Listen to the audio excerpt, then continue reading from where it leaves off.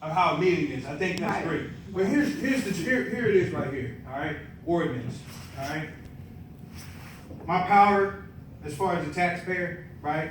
As far as whatever you guys do, whatever as far as like things you pass or whatever, I try not to get involved with because, and I probably represent a small sample of what residents are here in Darby, right?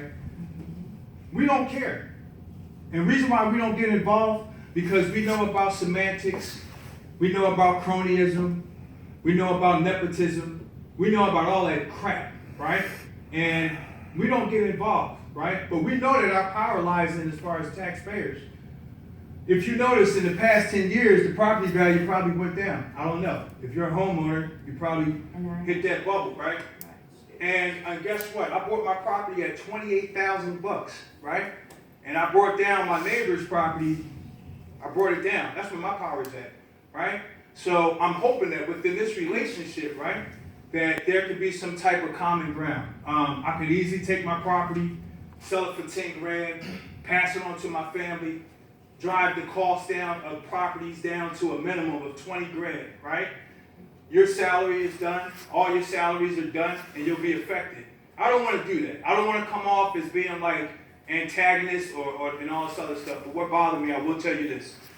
Mark pulls up in my house with a $50,000 Yukon to take pictures for code enforcement, right? Now, I reached out to him a week ago. I said, I got my neighbors. My background is in human behavior, so I get kind of, it's like a discord runs in me as far as eye contact. Since we're talking about temperament, and when you pull over and talk to him, it bothers me. Because now I feel like I'm not worth it. And that's the same deep value that I felt. I want to let you know what she said. She says, hey, that's the guy we need to work on with the tree. That's what that was. Yeah,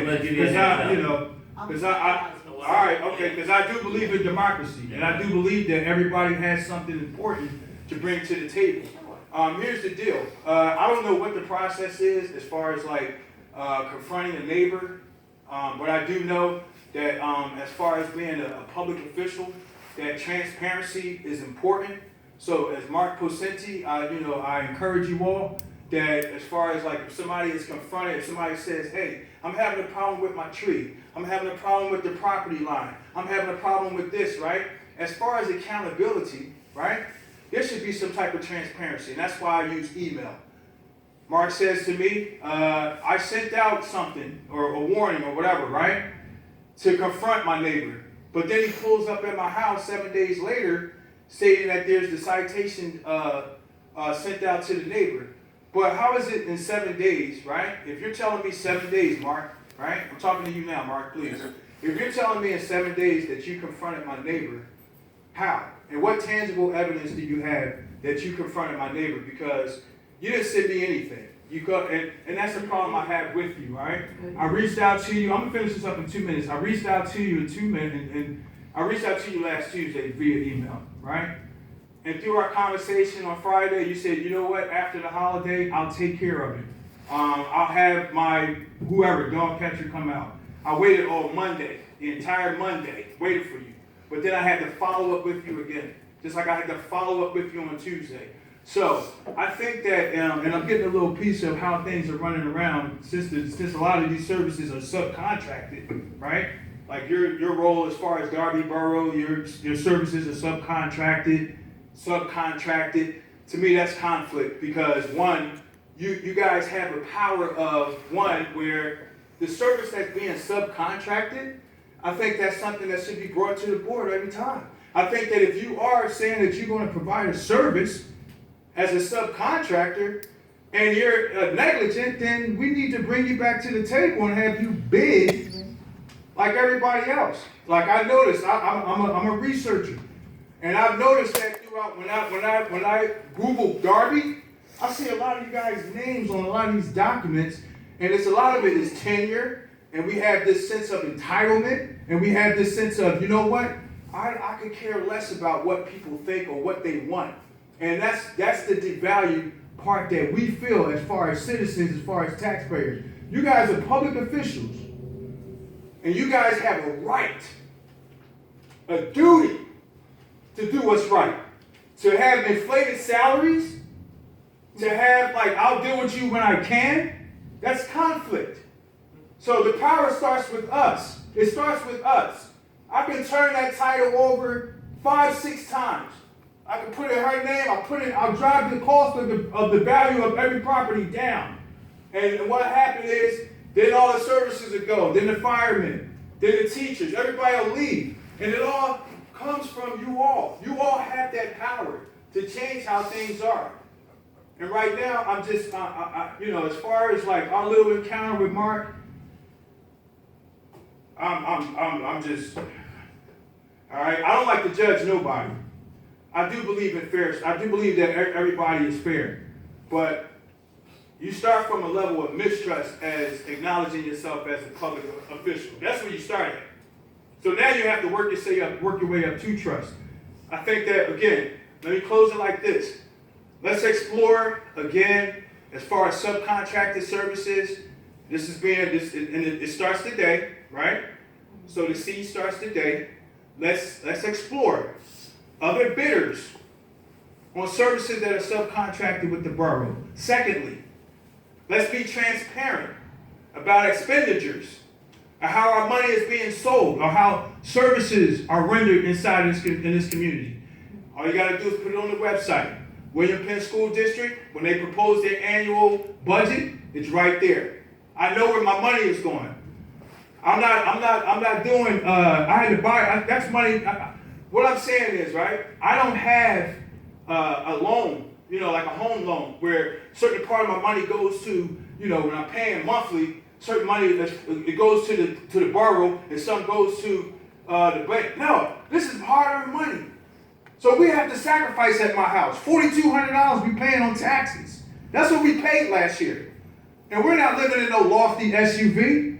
And that's a disgrace and a mockery if you pull up in my house with a $55,000 SUV, right? How much it cost? How much the Yukon cost? How much does it cost? That's 2 policemen's salary. That's 2 kids of the policemen that can patrol our area. Because he has a lofty SUV. What? Yes.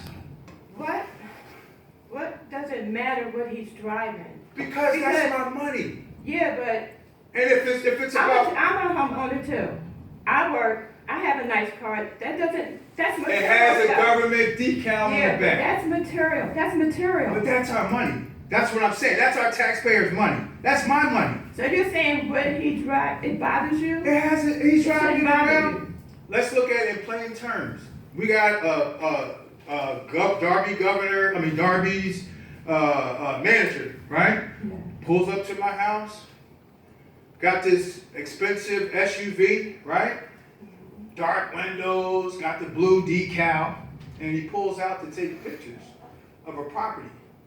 I can see our chief, I can see maybe police, but is he an officer of the law, or is he what's a code enforcement officer? Why does it have to be an SUV, a $50,000, and what's the cost for it to fill it up every year? One thing about it, Mark is our manager. What does that mean? Manager. What does that mean? This gentleman right here, that's our code enforcer.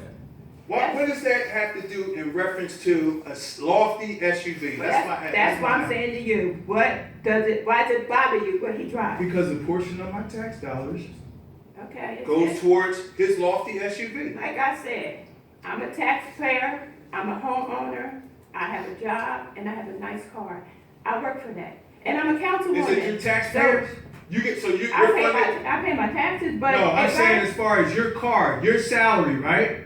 Is your car, if your car is lofty, then it's the same with you. Like, I'm a veteran, I work for what I have. And listen to me. When it's time to die, I gunshot, this is how I look stab wound, I'm ready. Because I know my role. But this is how I look at it. Listen, there's nothing to look at. It's integrity.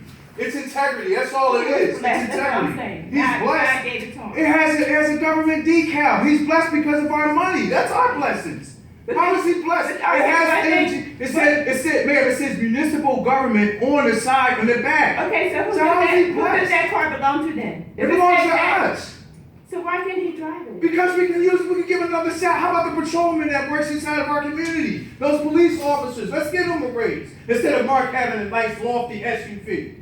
You got some good cops, and I met them. Some of them are real good. And you guys can be giving them some money. Instead of you walking around with your SUV, with your lofty That's SUV. personal. That's personal. How is that personal? It's not personal, Jennifer. We pay for it. No, listen. You don't need that No, SUV, what I'm saying right Mark. now, You don't need it, right man. now you're getting upset. Because it bothers me. Okay, I seen well, those cops. Now I understand You got how some you feel. good cops in this borough. And the reason why we can't retain them is because we can't pay them. And the reason why we can't pay them because the money is not appropriately being distributed the way it should be. Okay. I can easily leave. I can easily move. I can easily stay. Okay. The power comes with me. You bought your property 20 years ago at $80,000. I bought mine at 28. I can stay here for 5 years, sell it to her for 10. Your value goes down. You guys want to play semantics? I'll play semantics. I'll keep rolling over that title for 5 years. And your property that you paid for 90 and 80, I'll drive it down to 28, 18, 15, and all the comps when somebody come in and try to buy the property, they'll look at the comps and say, wait a minute, that property only went for 18. You paid 90. And you're wondering why. Because it all starts with you all. You all have a certain power, and all I'm asking you, right, is to think about your decisions. Think about eternally in your heart, intrinsically, and it's your role. Because you were nominated, and it's a reason why you did what you do. All right? I'm not trying to discredit anybody, but Mark, you don't need the SUV. And I thank you for telling us how you feel. All right, that's the end of the ordinance.